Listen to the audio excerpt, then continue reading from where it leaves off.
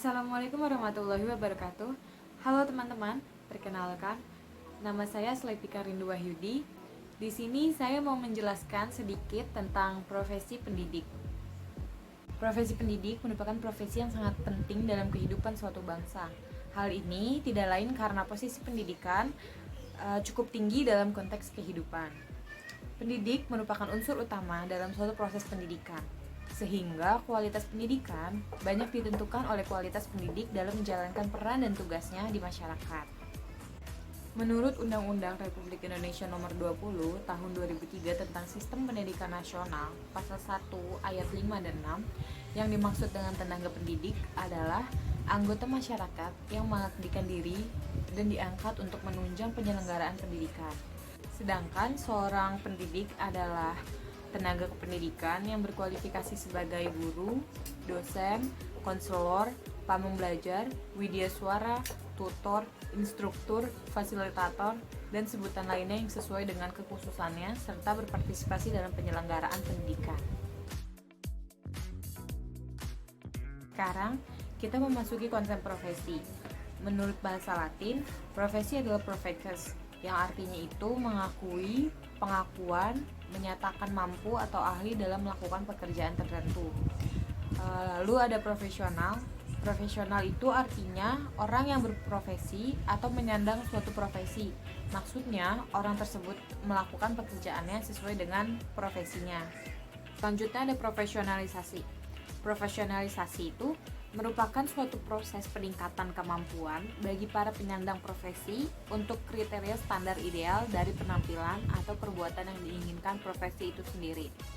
Profesionalisasi mengandung dua makna atau memiliki dua makna utama, yaitu peningkatan status dan peningkatan kemampuan praktis.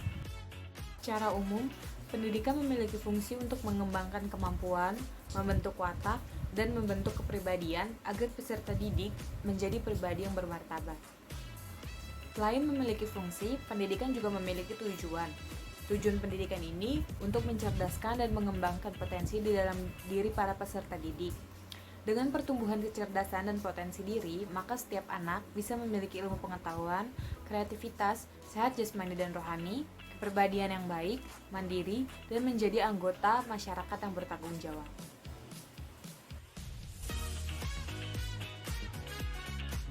Selanjutnya, kita memasuki materi tentang kualifikasi guru atau tenaga pendidik.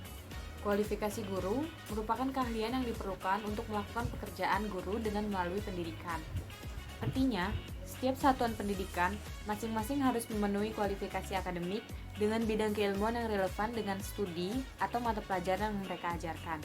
Dijelaskan dalam Undang-Undang Republik Indonesia Nomor 14 Tahun 2005 tentang guru dan dosen, bagian kesatuan kualifikasi, kompetensi pasal 8, 9, dan 10 adalah sebagai berikut.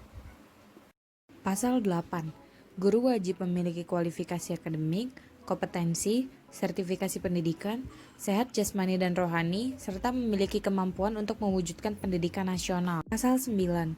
Kualifikasi akademik sebagaimana dimaksudkan dalam pasal 8 diperoleh melalui pendidikan tinggi program sarjana atau program diploma 4. Pasal 10. Kompetensi guru seperti yang dimaksud dalam pasal 8 meliputi kompetensi pedagogik, kompetensi kepribadian, kompetensi sosial, dan kompetensi profesional yang diperoleh melalui pendidikan profesi. Dalam menjalankan tugasnya, guru memiliki kode etik sendiri. Kode etik guru terdiri dari 8 pasal, yaitu kewajiban umum, kewajiban guru terhadap peserta didik, kewajiban terhadap orang tua atau wali peserta didik, kewajiban guru terhadap masyarakat, kewajiban guru terhadap teman sejawat, kewajiban guru terhadap profesi, kewajiban guru terhadap organisasi profesi, dan yang terakhir, kewajiban guru terhadap pemerintah. Sebagai seorang pekerja, tenaga pendidik juga memiliki hak yang harus ia terima dan kewajiban yang harus ia jalankan. Berikut adalah hak-hak yang wajib diterima oleh tenaga pendidik. Pertama, memperoleh penghasilan dan jaminan kesejahteraan sosial yang pantas dan memadai. Yang kedua, memperoleh penghasilan sesuai dengan tugas dan prestasi kerjanya. Yang ketiga, memperoleh pembinaan karir sesuai dengan tuntutan atau tuntunan pengembangan kualitas.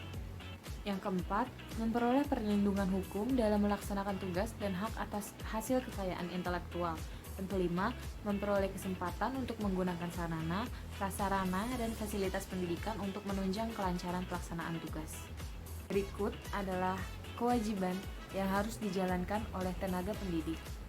Yang pertama, menciptakan suasana pendidikan yang bermakna, menyenangkan, kreatif, dinamis, dan dialogis.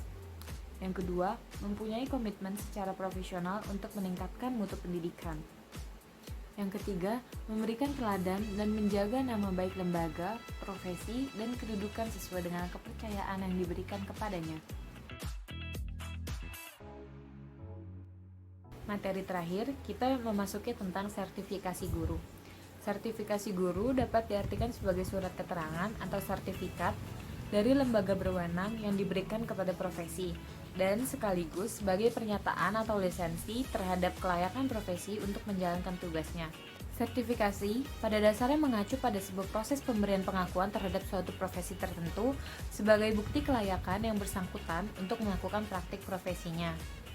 Sertifikasi digunakan sebagai pengakuan atas standar profesionalitas guru dalam bentuk kumpulan dokumen yang menggambarkan kualitas guru yang mengarah pada 10 komponen, yaitu yang pertama, kualifikasi akademik, yang kedua, pendidikan dan pelatihan, yang ketiga, pengalaman mengajar, yang keempat, perencanaan dan pelaksanaan pembelajaran, yang kelima, penilaian dari atasan dan pengawas, yang keenam, prestasi akademik, yang ketujuh, karya pengembangan profesi, yang kedelapan, keikutsertaan dalam forum ilmiah, yang kesembilan, pengalaman organisasi di bidang kependidikan dan sosial, lalu yang terakhir, yang ke-10, penghargaan yang relevan dengan bidang pendidikan. Selain itu, sertifikasi juga memiliki tujuan. Sebenarnya ada banyak tujuan dari sertifikasi guru itu sendiri, tapi yang bisa saya tuliskan hanya 3. Yang pertama, menentukan kelayakan guru sebagai agen pembelajaran. Yang kedua, meningkatkan proses dan mutu pendidikan. Yang ketiga, meningkatkan profesionalisme guru. Sekian penjelasan tentang profesi pendidik dari saya. Mohon maaf jika ada kesalahan kata atau kurangnya materi yang saya berikan. Terima kasih untuk yang sudah menonton. Sampai jumpa. Assalamualaikum warahmatullahi wabarakatuh.